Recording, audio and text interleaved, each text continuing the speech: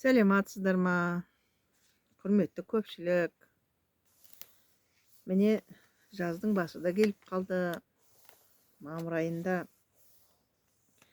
бұрынғылардың айтуы бойынша мамыр айы біз жақта сапар айы деп айтылады да, бұл айда қыз жігіттер негізі үйленбейді дейді.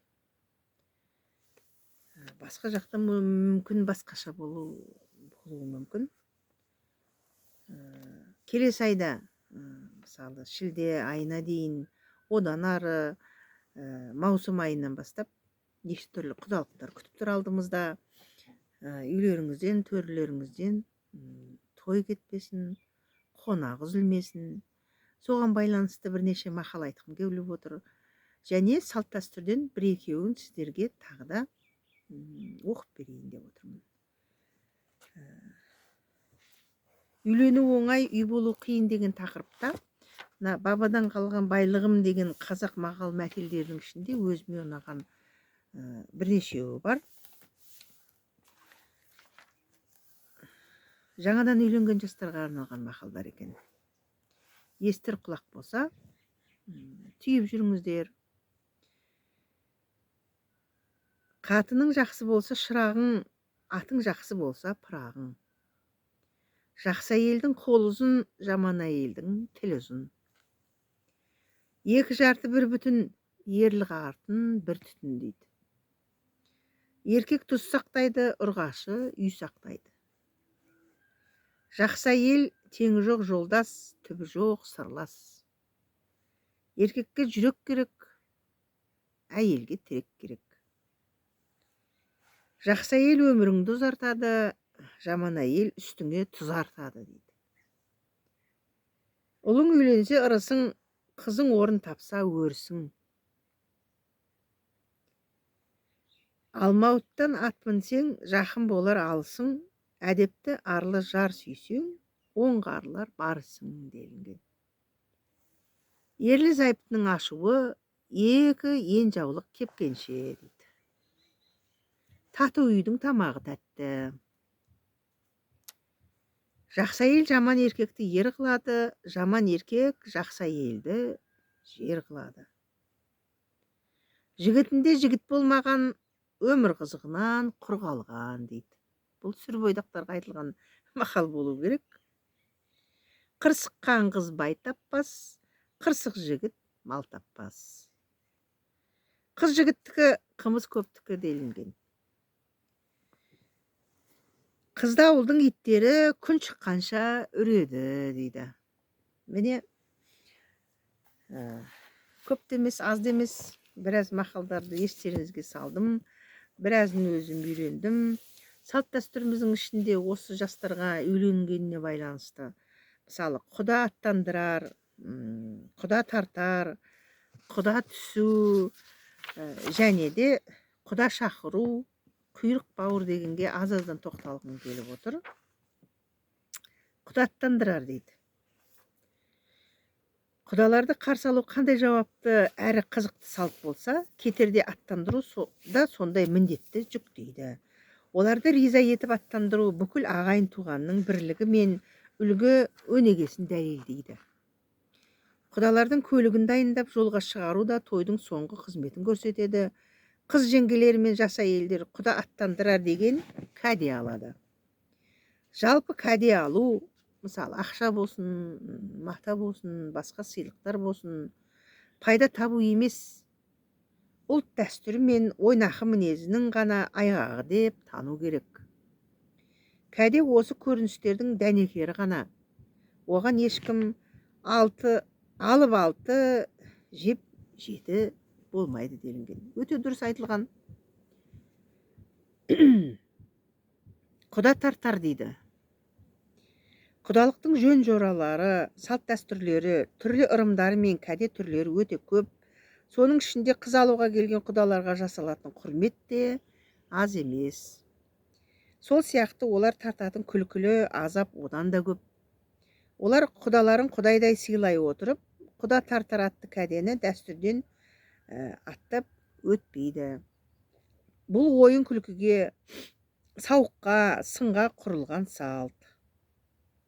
Мұнда құда тартар кәдесін сұрай келген әйелдер бастаған топ құдаларға лап қояды да, оларды көкпар тартқандай сүйрей жөнеледі. Әрине бұған қарулы жігіттер мен жас әйелдер араласады. Олар құдаларды теріс қаратып өгізге мінгізеді, кіріліп кетіпті ғой деп өзенге де сүңгітеді, аяғын жоғары қаратып үйдің шаңырағына да асып қояды дейді. Бұндайды естімеппін. Бұрын болған болу керек. Не керек, жұрт күлетін, қиын да кейде ерсі қимылдарға да барады. Бұған құдалар ашуланбайды. Қолынан келсе, олар да құдағи жағына күш көрсетіп, оларды қоса құшақтай кетеді. Мұның өзі жұрттың көңілін көтеретін бір үлкен ойын-сауыққа ұласып кетеді делінген. Құда түсу жайлы өте ұзақ жазылған екен, оған да бір реті келгенде тоқталармын. Менің айтайын деп, мысалы, осы көптің құлағына жесінші деген нәрсем, ол құда шақыру. Қыз алуға, яғни келінін алуға келген құдаларды бір үйден жіберу ұлттық салтта жоқ. Сондықтан қыз елінің туған туысқандары, ағайын жекжаттары құдаларды өз үйлеріне шақырып, арнайы мал сойып, қонағасы береді. Бұл жақын туыстарының, жақын адамдардың міндеті болып саналады екен. Сондықтан құда шақыратын үй күні бұрын белгіленеді. Олар 3-4 немесе одан да көп үй болуы мүмкін. Және олар сол құдалар келген күні атқарылатын шаруа. Өйткені келін алуға келген құдалар бір түннен артық болмайды.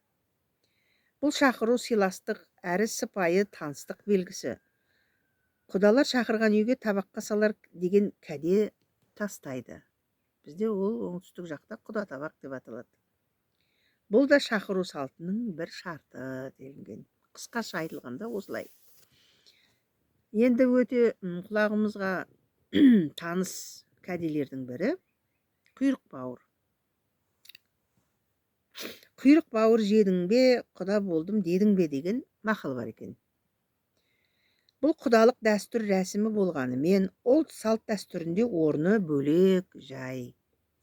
Екі жақ келісіп құда болған жағдайда, оларға құйрық бауыр салып арнаулы сый әкеледі.